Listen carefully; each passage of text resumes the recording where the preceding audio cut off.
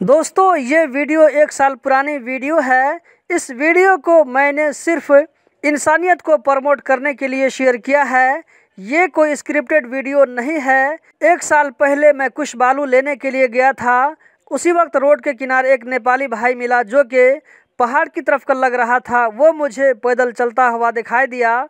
उसको बुलाकर पूछने पर पता चला कि वो झुमका से पैदल आ रहा है और भूखा प्यासा भी है।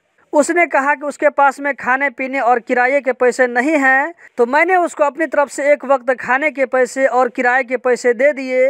मैंने यहाँ पर ये नहीं देखा कि वो किस धर्म का मानने वाला है।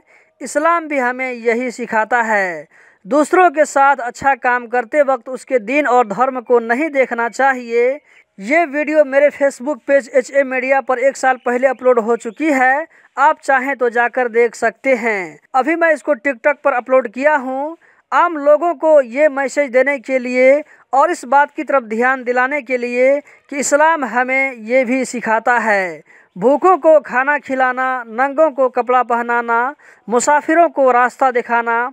ये सारे काम अल्लाह के रसूल सल्लल्लाहु अलैहि वसल्लम को बहुत पसंद था। इस्लाम के बारे में जो लोग नेगेटिव चीज़ों को फैलाते हैं उनसे कहना चाहूँगा कि इस्लाम को समझने के लिए मुसलमानों को मत देखें बल्कि हदीस और कुरान का स्टडी करें।